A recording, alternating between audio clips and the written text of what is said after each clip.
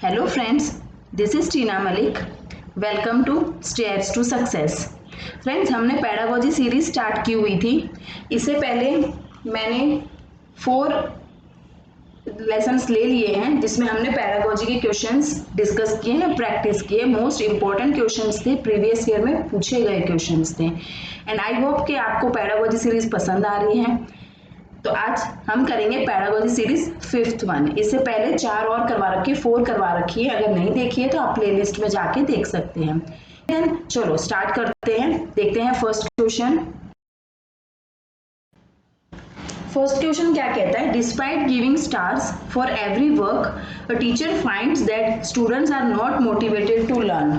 This could be because, मतलब एक शिक्षक पाता है कि प्रत्येक कार्य के लिए स्टार देने पर भी शिक्षार्थी अधिगम के लिए प्रेरित नहीं हो रहे हैं। मतलब टीचर ने कोई वर्क दिया है स्टूडेंट्स को, एंड स्टूडेंट को कुछ काम के लिए उन्होंने वर्क दिया। वर्क कंप्लीट होने के बाद वो टीचर उनको स्टार दे रहा है, जैसे ग्रेड वगैरह स्टार दे दिया, कुछ ऐसे बना के देते हैं ना, वो दे दिया।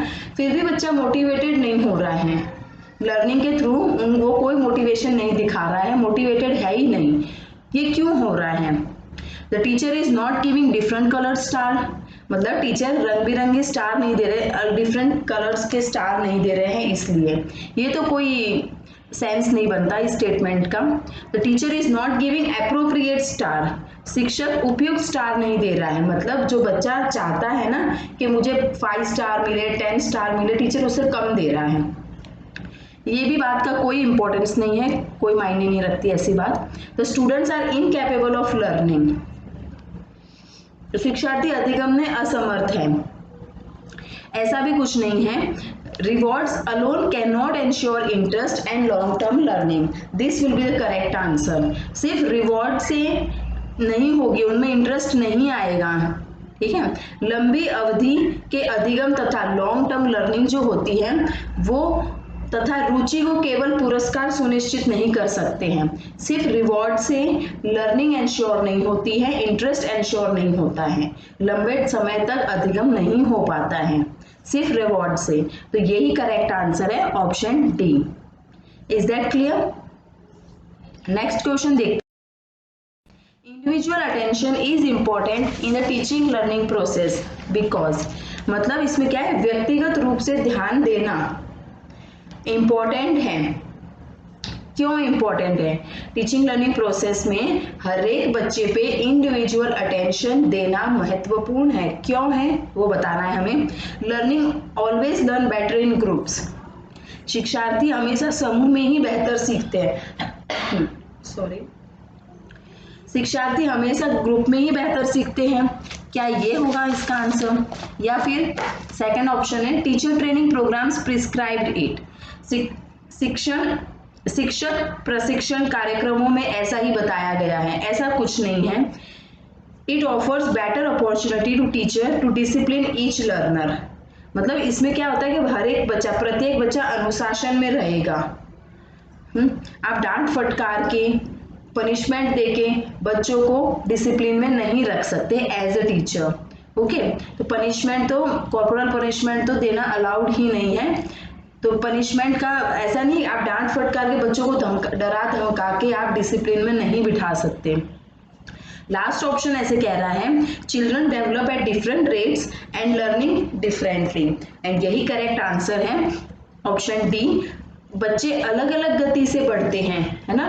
हर एक में इंडिविजुअल डिफरेंसेस है, हर एक की लर्निंग स्पीड अलग होती है। कोई स्लो लर्नर है तो कोई गिफ्टेड है, कोई जल्दी सीख रहा है तो कोई स्लो सीख रहा है। सबका अपना अलग अलग होता है ना। इंडिविजुअल डिफरेंसेस के अकॉर्डिंग रेट ऑफ लर्निंग भी सबके डिफरेंट होती है। इसीलिए प्रत्येक बच्चे, हर एक बच्चे पे व्यक्तिगत रूप से ध्यान देना इंपॉर्टेंट हो जाता है। Is that clear? चलो आगे प्रोसीड करते हैं, नेक्स्ट क्वेश्चन देखते हैं। A teacher normally assigns different tasks to students. She believes that. Sorry, teacher क्या कर रहा है? टीचर ऐसा बोल रहा है कि उसने हर एक बच्चे को डिफरेंट टास्क दे रखा है। उसने ऐसा क्यों किया? वो टीचर ने उन्हें ऐसा क्यों किया है? क्या मतलब है उनका? क्या मानना है, क्या विश्वास है, क्या सोचते हैं वो, क्यों उन्होंने हर एक बच्चे को डिफरेंट डिफरेंट टास्क दिया हुआ है। Students do not like assigning same work to all students. बच्चों का ऐसा मानना है कि सभी बच्चों को सेम असाइनमेंट मत दो, सेम टास्क मत दो, नहीं देना चाहिए। Second one, it promotes competition among students. Different task इसलिए दिया है क्योंकि अगर सेम दे देंगे तो हर एक बच्चे में क्या कंपटीशन लेवल आ जाएगा, प्रतिस्पर्धा हो जाए, मतलब को बढ़ाता है ये। अगर सेम दे देंगे तो डिफरेंट डिफरेंट देना है तो अलग अलग कैपेबिलिटी के अकॉर्डिंग बच्चे करेंगे। बट ये करेक्ट आंसर नहीं है। टीचर ने डिफरेंट टास्क दिया है ना बच्चों को, there are individual differences among students.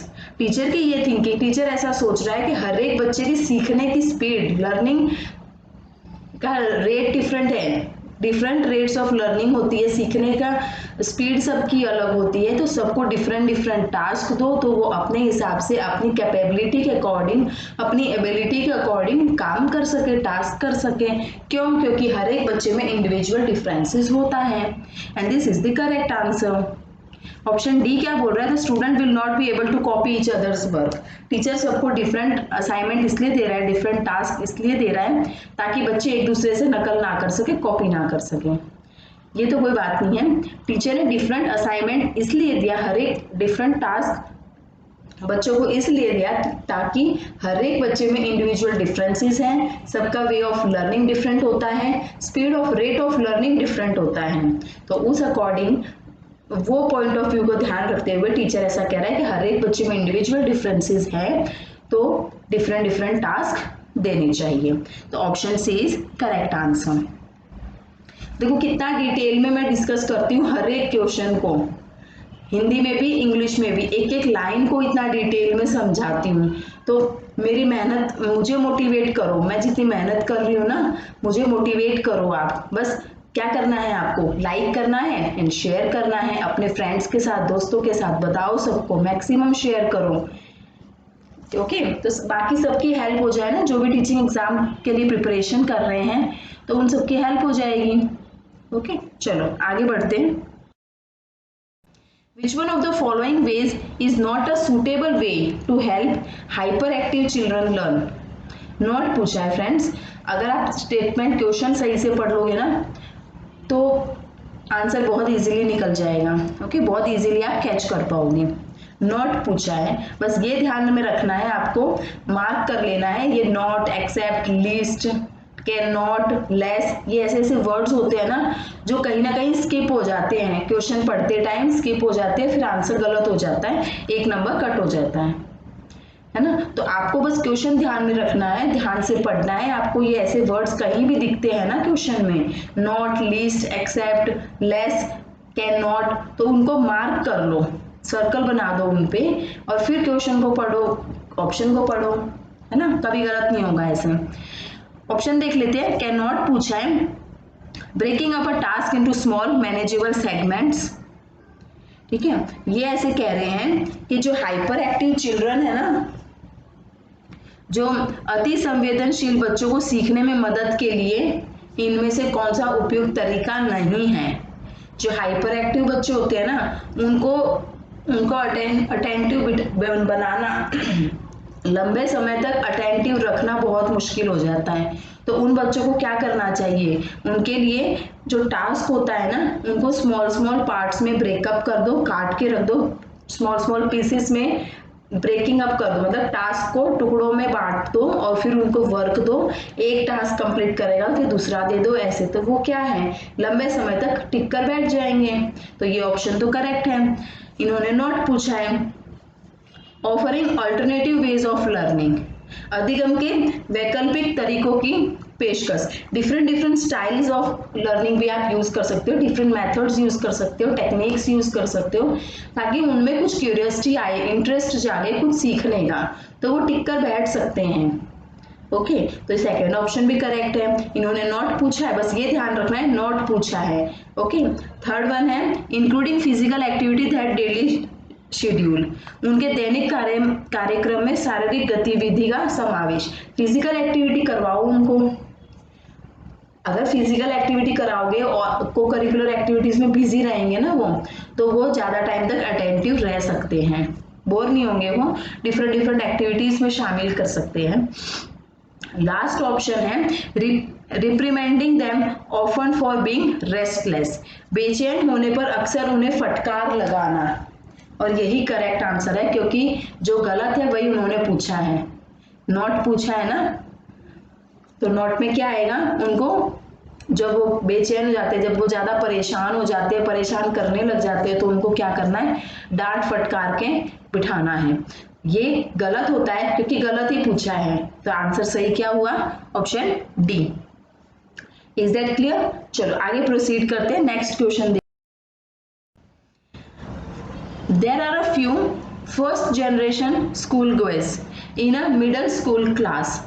The teacher should, ये जो है ना क्वेश्चन, ये एग्जाम में पूछा गया है, बहुत बार आया हुआ है ये क्वेश्चन, फर्स्ट जनरेशन वाला, फर्स्ट जनरेशन स्कूल गोर्स वाला क्वेश्चन आया हुआ है, मतलब पहली बार विद्यालय जाने वाली पीढ़ी। फर्स्ट जनरेशन वो बच्चे होते हैं जिनके ग्रैंड पेरेंट्स या फादर मदर कोई स्कूल ना गया हो और वो बच्चा खुद आ रहा है, बच्चा स्मॉल लड़का है जो, वो आ रहा है, तो वो फर्स्ट जनरेशन हुआ जो स्कूल आ रहा है, पहली पीढ़ी है वो।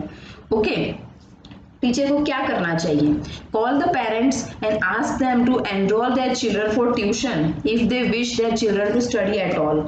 मतलब टीचर, ये ऑप्शन ऐसे कह रहा है कि टीचर पेरेंट्स को बुलाए और उन्हें ऐसे कहें कि आपके बच्चे का ट्यूशन लगवा दो अगर ये पढ़ना चाहता है तो। ये बात तो सही नहीं है। Second one, give a long lecture to the parents about how they are wasting their money on these children.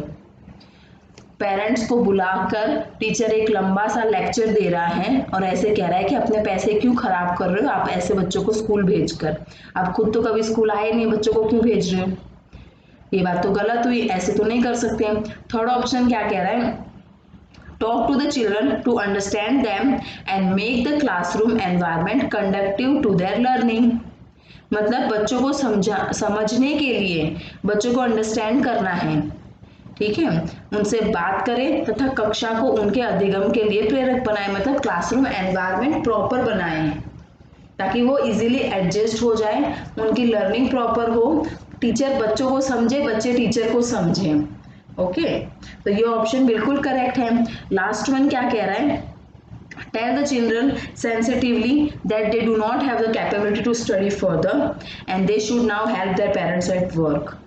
Teacher ऐसे कह रहा है कि आराम से, संवेदनशीलता से बच्चों को समझाओ, समझाएंगे और ऐसे बोलेंगे कि आप में इतनी कैपेबिलिटी नहीं है कि आप आगे पढ़ाई कंटिन्यू करोगे, आप एक काम करो, पढ़ाई छोड़ो, पेरेंट्स की और काम में हेल्प कराओ। ये ऑप्शन तो गलत हुआ ना, आप ऐसे बोल ही नहीं सकते बच्चों को कि आप में इतनी कैपेसिटी नहीं है, पढ़ाई मत करो, घर बैठ जाओ, ऐसे तो कह ही नहीं सकते ना। तो टीचर, बेस्ट ऑप्शन जो है वो ये है कि टीचर बच्चे को समझेगा, चिल्ड्रन को समझना है और क्लासरूम एनवायरनमेंट उनके अकॉर्डिंग क्रिएट करना है, कंडक्टिव क्लासरूम लर्निंग करनी है ना। ओके, तो बेस्ट ऑप्शन जो है वो है option C. Is that clear?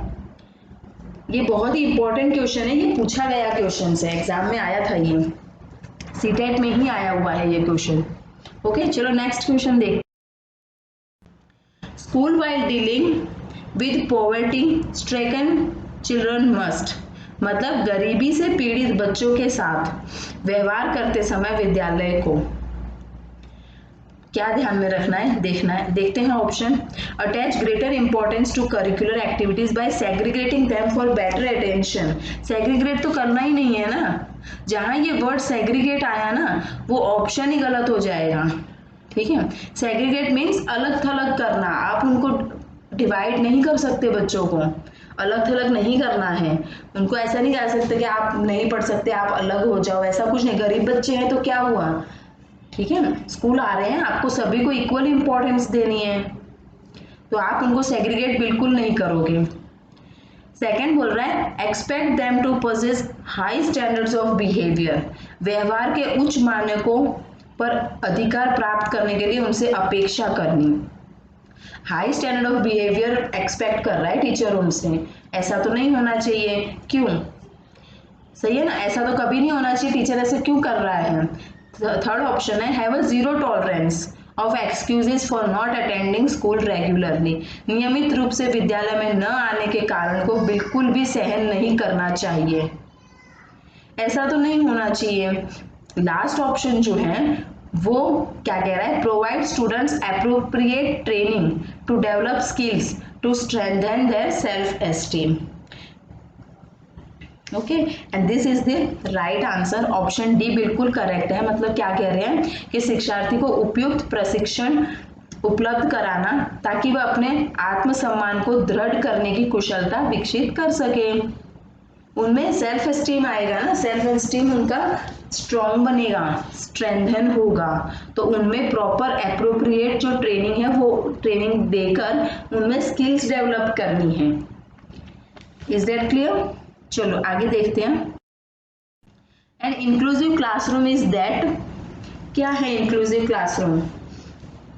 जहां पर एक समावेशी कक्षा वह है जहां assessments are repeated till the time every learner achieves minimum grade, मतलब तब तक आकलन की पुनरावृत्ति होती है जब तक प्रत्येक अधिगमकर्ता न्यूनतम श्रेणी प्राप्त न कर ले। ऐसा तो कुछ नहीं है, इंक्लूसिव एजुकेशन ये तो नहीं कहता। क्या बोलता है इंक्लूसिव क्लासरूम क्या होता है, teacher teach from only prescribed books to lessen the burden of the student, मतलब जो उनके पास सिर्फ टेक्स्ट बुक है उसी को ही बस पढ़ाता रहेगा, किताबी कीड़ा बना देगा बच्चे को। इंक्लूसिव एजुकेशन क्लासरूम में ये होता है, इंक्लूसिव क्लासरूम में ये होता है? नहीं, बिल्कुल भी नहीं। There is an active involvement of children in solving as many problem as possible. इसमें ये ऐसे कह रहे हैं कि इसमें एक्टिव इन्वॉल्वमेंट होता है चिल्ड्रन का ताकि ज्यादा से ज्यादा हो सके उतनी ज्यादा प्रॉब्लम सॉल्व हो जाए।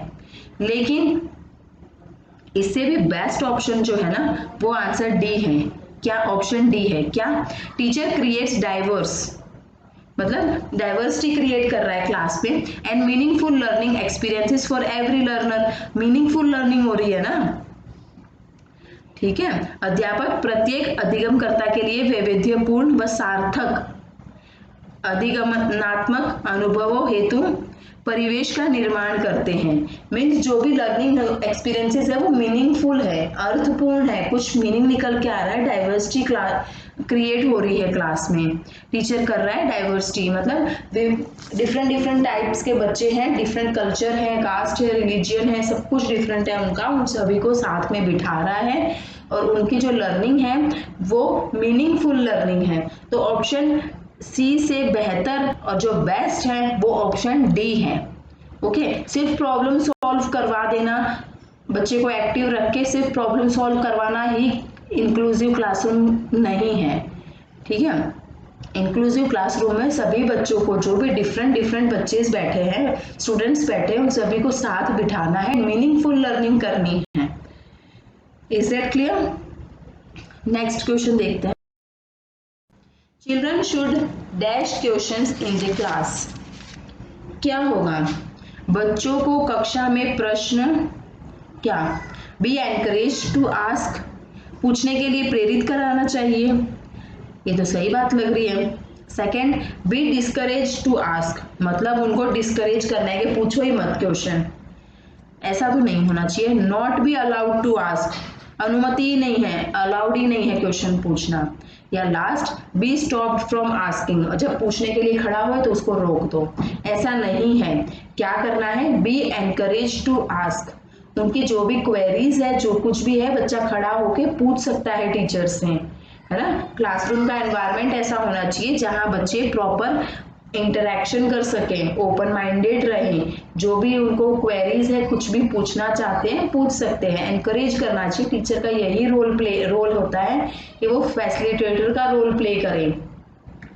बच्चों को कोई चीज थोपनी नहीं है, उनको फ्री छोड़ना है, ठीक है। कोई भी कंटेंट टॉपिक कुछ भी चल रहा है, कोई उनके माइंड में कोई डाउट आ रहा है तो वो बेझिझक, विदाउट एनी हेजिटेशन वो खड़े होके क्वेश्चन पूछ सकते हैं। Okay, next question. In a primary classroom a teacher should, primary classroom में टीचर को क्या करना चाहिए? गिव ओनली एग्जाम्पल, सिर्फ उदाहरण देने चाहिए। गिव ओनली नॉन एग्जाम्पल, या सिर्फ गैर उदाहरण देने चाहिए, मतलब हिंट दे दिया, कोई क्लू दे दिया। या फिर थर्ड ऑप्शन है give both examples and non examples, example भी दो, उदाहरण भी दो, या साथ में हिंट दे सकते हो, क्लू दे सकते हो। ये तो सही लग रहा है। ऑप्शन डी ऐसे कह रहा है not give any example and non example, कुछ नहीं देना है, ना तो उदाहरण देने हैं, ना ही कोई हिंट क्लू, कुछ भी नहीं, कोई आइडिया कुछ भी नहीं देना है।